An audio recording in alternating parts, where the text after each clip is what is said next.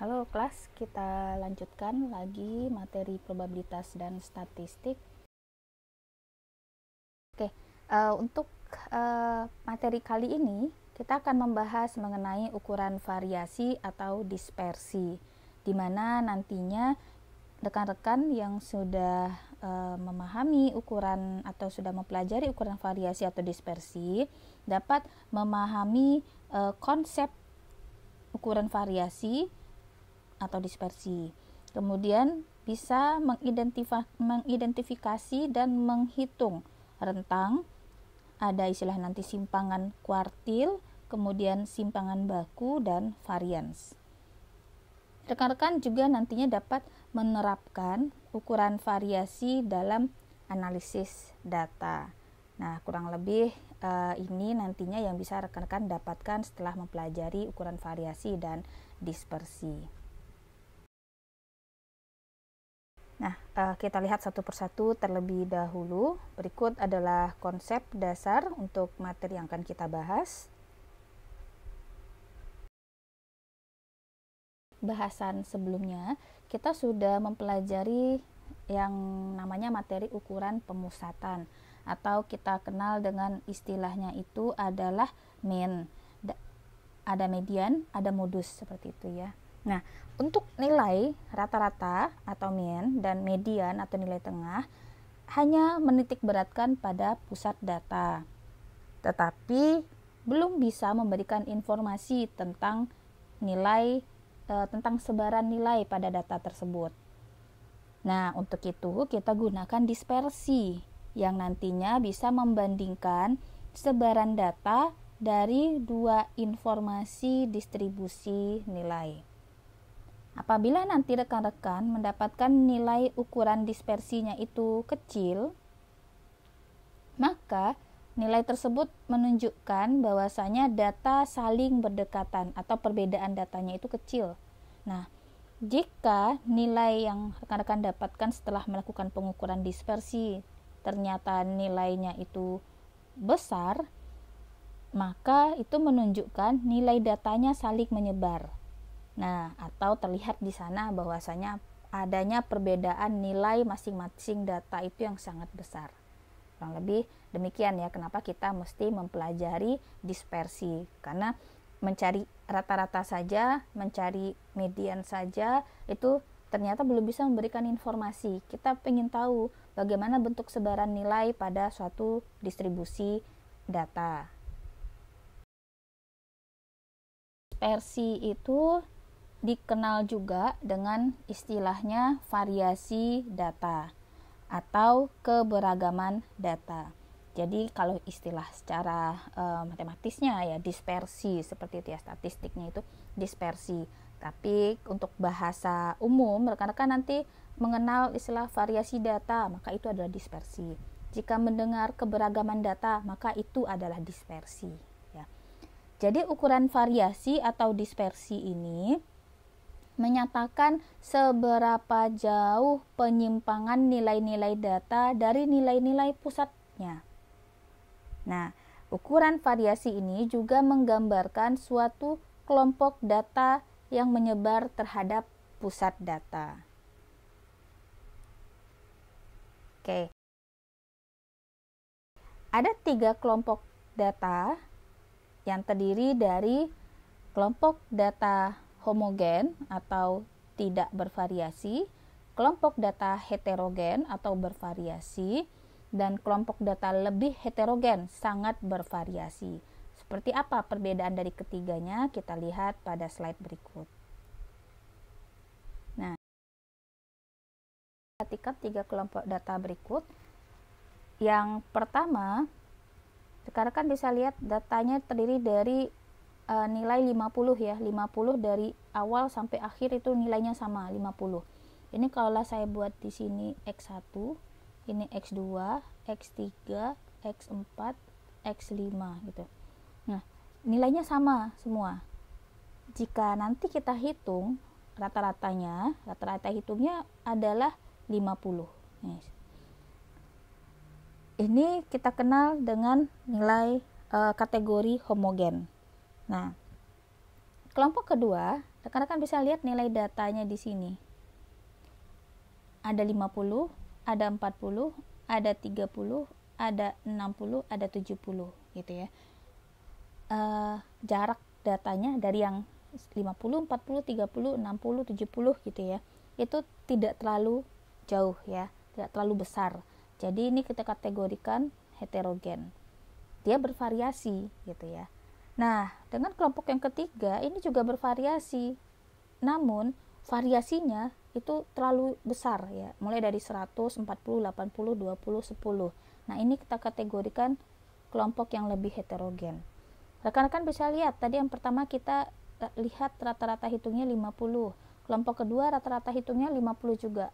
Yang ketiga juga 50. Nah, meskipun rata-rata hitung dari masing-masing kelompok ini sama, namun kelompok yang pertama atau yang homogen itu nilai rata-rata hitungnya dapat mewakili kelompok data dengan baik atau istilahnya sempurna.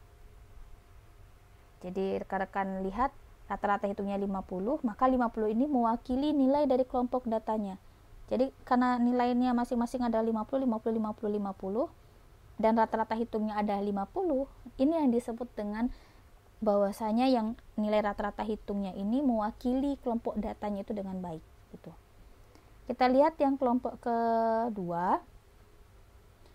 Kelompok kedua ini, nah dia terdiri dari 50, 40, 30, 60, 70.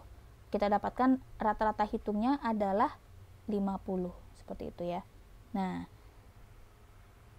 nilai rata-rata hitungnya ini cukup baik mewakili nilai kelompok datanya.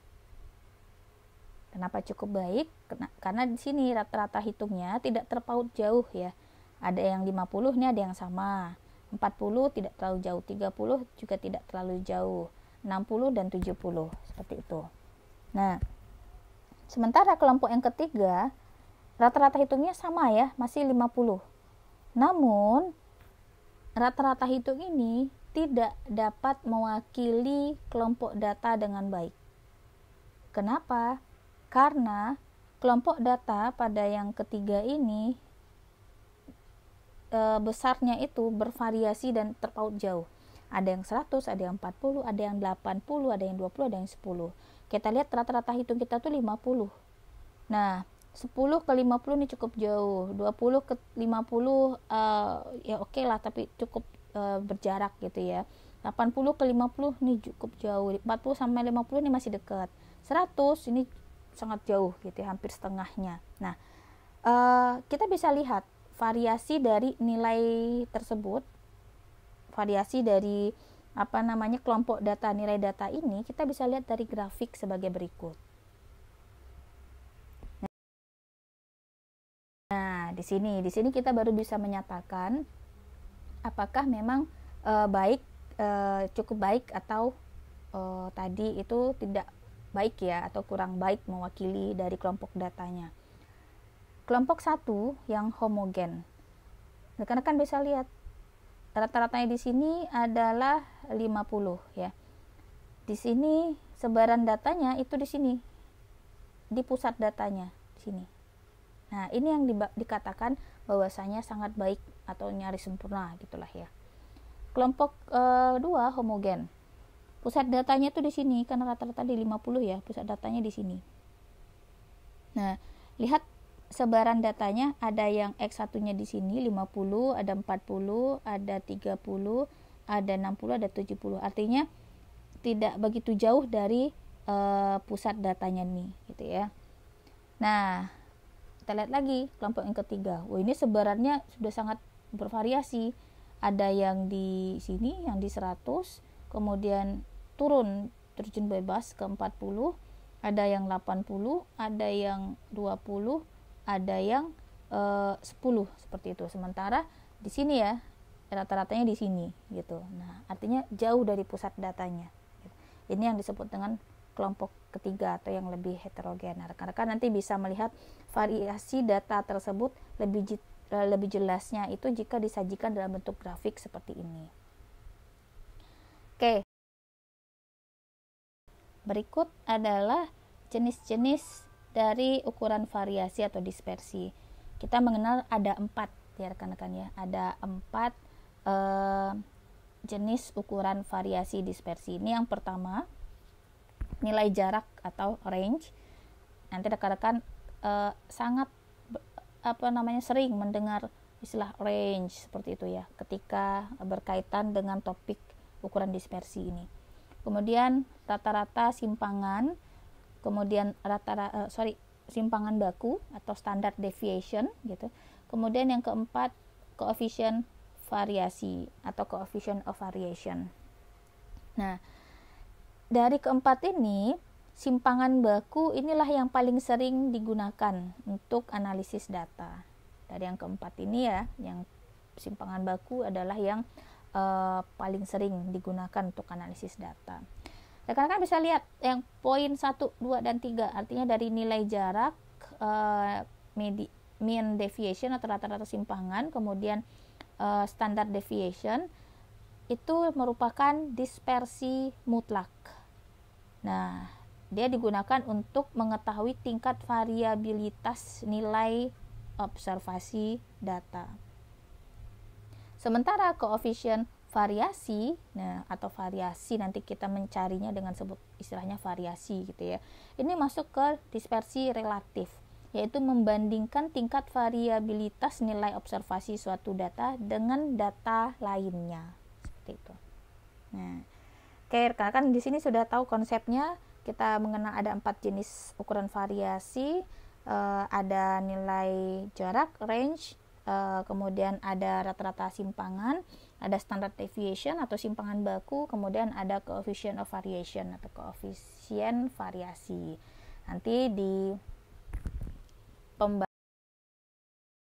pembahasan berikutnya rekan-rekan akan mengenal bentuk implementasi penggunaan range, rata-rata simpangan, standard deviation, dan variasi. Sekian dulu video kali ini.